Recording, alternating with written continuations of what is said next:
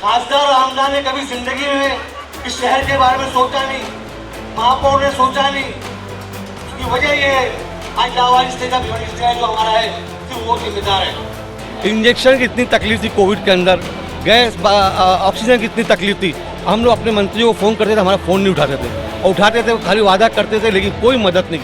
यहाँ के आमदार लोग गटर नाली में परेशान रहते हैं। जो नगर सेवक का काम है उस काम में वो चले जाते हैं अपना फोटो निकालने के लिए। जिस तरह से हम देख रहे हैं कि जो भिवंडी शहर की जो हालत है, तो इसके लिए आप किसको जिम्मेदार ठहराएंगे? कांग्रेस को जिम्मेदार ठहराएंगे या तो जो नगर सेवक है, क्योंकि कांग्रेस के 47 नगर सेवक थे। तो मैं सिर्फ यही चाहूँगा आपसे कि आप कांग्रेस पार्टी को जिम्मेदार ठहराएंगे या नगर सेवकों को जिम्मेदार ठहराएंगे? अगर जो प्यार से बात करे उससे प्यार से बात करो, जो गाली देवे अगर एक गाली देवे उसको 10 गाली दो, अगर वो एक कान पर मारे उसको आप 10 कान पर मारो। उसके लिए हम लोग बैठे यहाँ पे।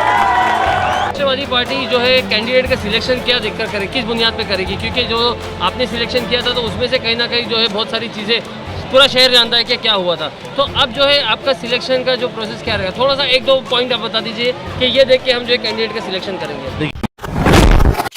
अगर अभी तक आपने द वॉइस को सब्सक्राइब नहीं किया है तो प्लीज़ अभी सब्सक्राइब करें। हमारे इस वीडियो के स्पॉन्सर है कैफ़े ला बरीसा, जहाँ की हर चीज़ में है handmade taste, pleasant ambience, quality service, affordable price, only at ला बरीसा एट बागे यूसुफ चाविंद्रा, नासिक रोड, भिवंडी।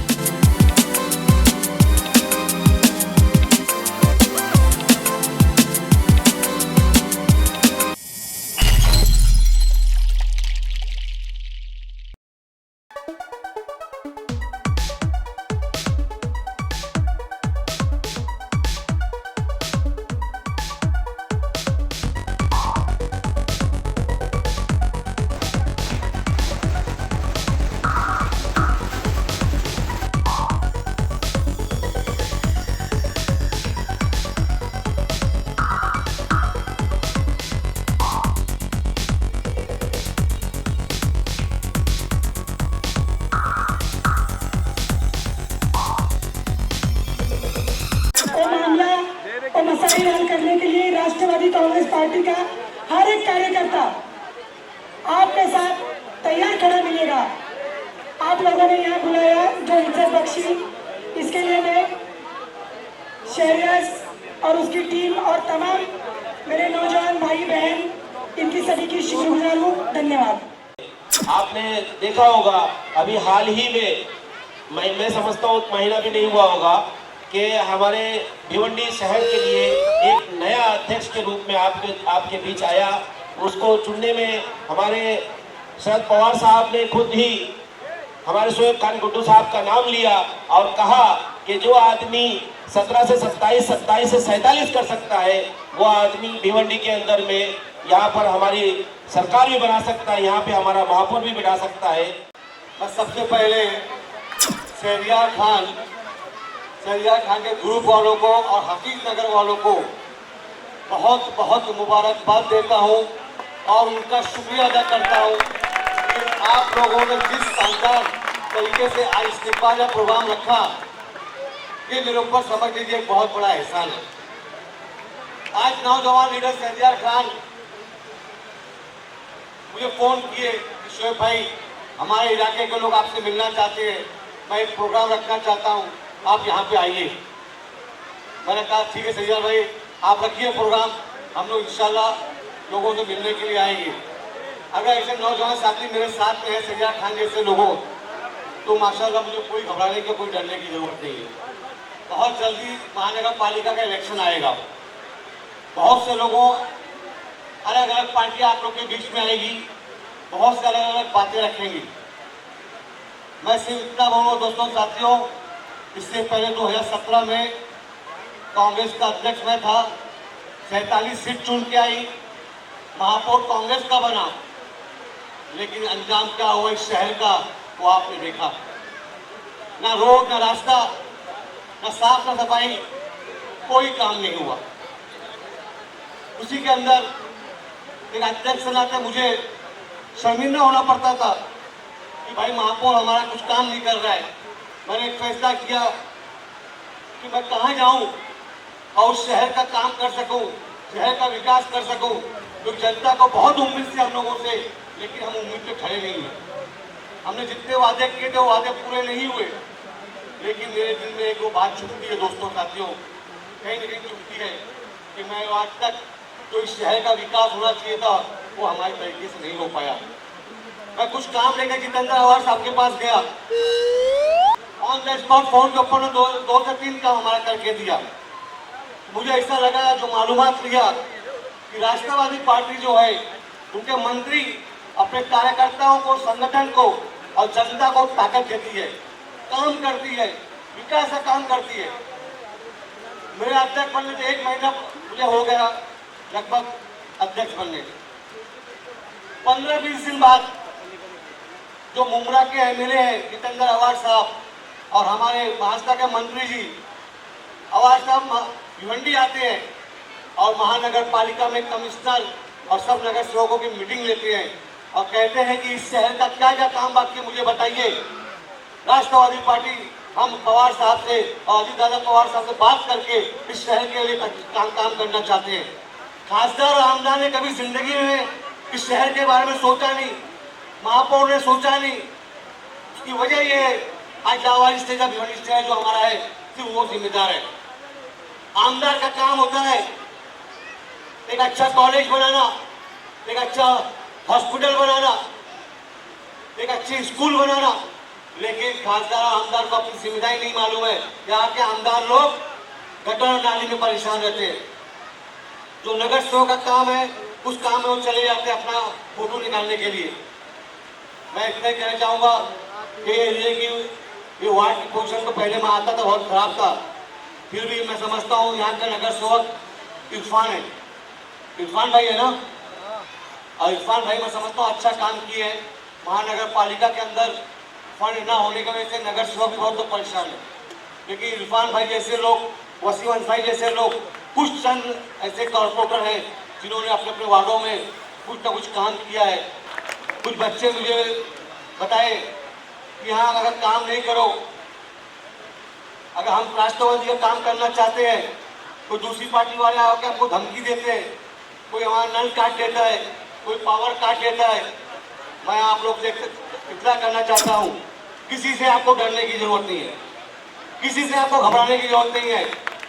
अगर जो प्यार से बात करे उसे प्यार से बात करो, जो गाली देवे अगर एक गाली देवे उसको 10 गाली दो, अगर वो एक कान पर मारे उसको आप 10 कान पर मारो। उसके लिए हम लोग बैठे हैं यहाँ पे, कोई घबराने की आपको जरूरत नहीं है। तो दोस्तों हमारे साथ में शोएब गुड्डू खान साहब है जो कि राष्ट्रवादी पार्टी के भिवंडी जिला अध्यक्ष अभी नवनिर्वाचित है, नए नए बने हैं। और हम देख रहे हैं जिस तरह से पूरे शहर में एक धूम सी मची है, एक अलग ही लहर है, एक अलग ही माहौल बना हुआ है, पूरे खुशी का माहौल हम बोलेंगे। जिस तरह से हर इलाके में शहर का मैं नहीं समझता कि अब तक कोई इलाका बचा होगा जहाँ पे शोएब गुड्डू साहब का कहीं सत्कार ना हुआ हो या तो फिर उनकी जो चर्चा ना हुई हो।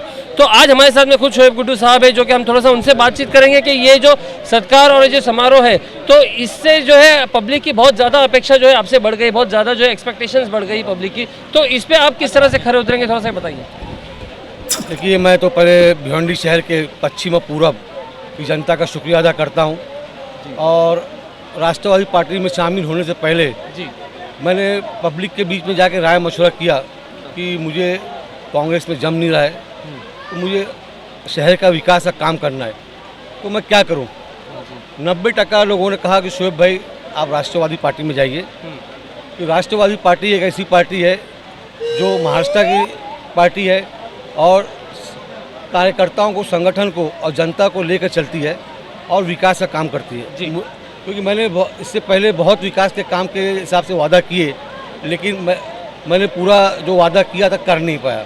लेकिन इंशाल्लाह मुझे अल्लाह की से पूरी उम्मीद है कि मैं जब शरद पवार साहब से, जयंत पाटिल साहब से और जितेंद्र आवाज साहब से मुलाकात की, उनसे मैंने पहले एक शर्त की, मैं पार्टी में शामिल होने से पहले मेरी एक तमन्ना है भिवंडी शहर को, चाहे कोई भी पार्टी किसी की भी सत्ता आई हो, चाहे राष्ट्रवादी कांग्रेस की आई हो, चाहे बीजेपी सेना की आई हो, लावारिस जैसा भिवंडी को उन्होंने देखा है।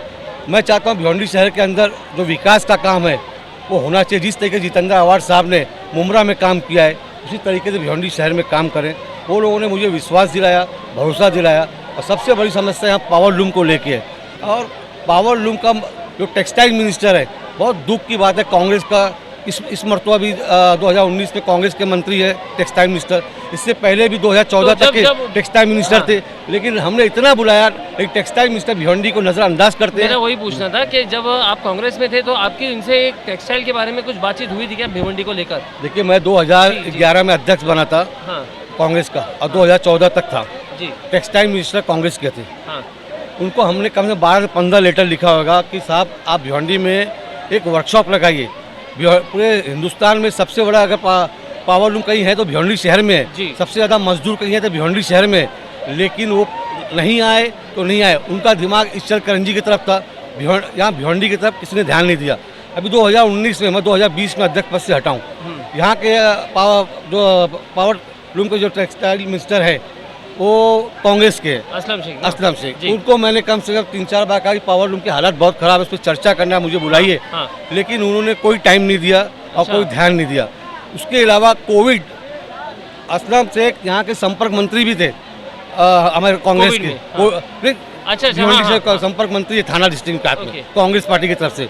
उनको कोविड में मैंने 10 बार बोला होगा कि साहब आप यहाँ पे आके जाइए। फडणवीस साहब आके गए बीजेपी से, सेना से एकनाथ शिंदे साहब आके गए, राजेश टोपे जी आके गए, किरीट सोमैया जी आके गए, लेकिन हमारे पार्टी से कोई नहीं आया।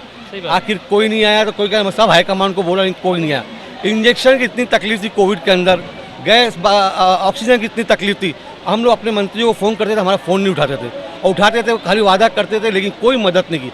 मैंने आवाज साहब को फ़ोन किया, मुमरा के शमीम भाई हैं जो अध्यक्ष है, उनको फ़ोन किया, राष्ट्रवादी के होकर कांग्रेस के अध्यक्ष को मैंने जितना इंजेक्शन जनता के लिए मांगा, जो बेचारे गरीब तबके के लोग थे, उन्होंने इंजेक्शन भी दिया, ऑक्सीजन का बांटने का बंदोबस्त भी करके दिया। ये है काम राष्ट्रवादी का।